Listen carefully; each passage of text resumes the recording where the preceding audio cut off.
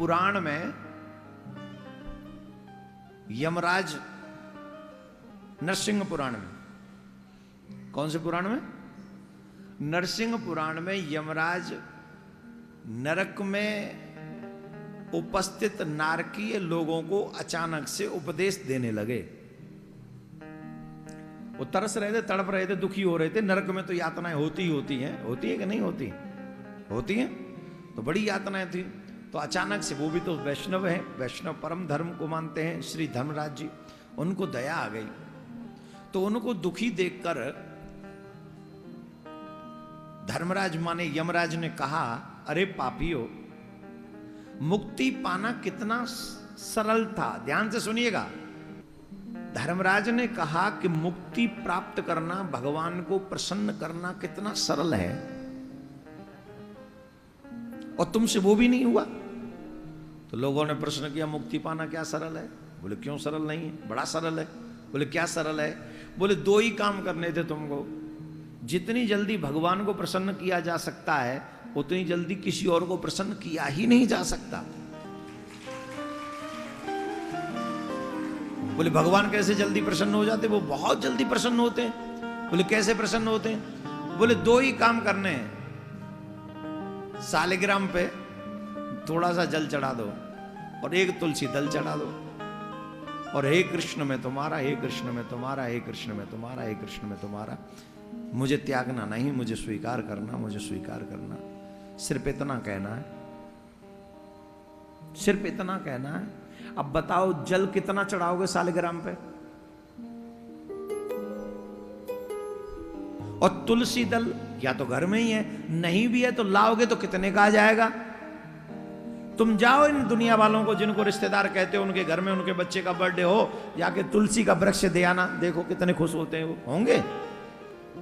बोलो, खुश होंगे? अच्छा 5,000 रुपए का कुछ गिफ्ट भी देना, खुश होंगे?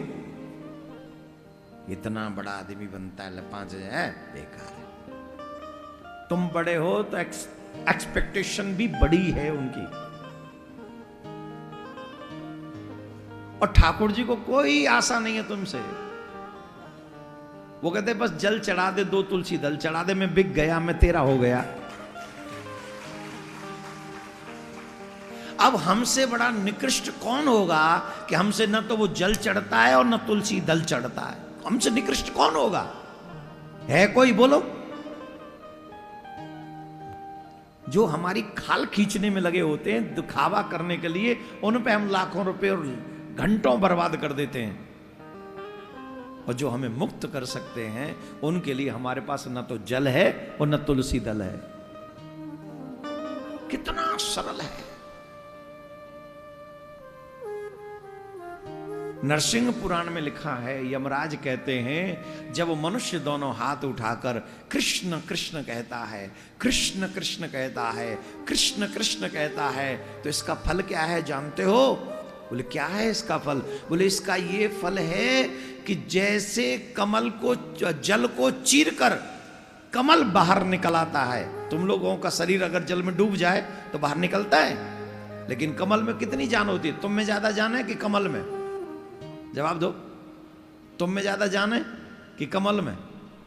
हम डूब जाते हैं जिसमें ज्यादा जान है, और कमल में जान ही नहीं है, फिर भी बाहर निकल आता है, ऊपर रहता है जल के।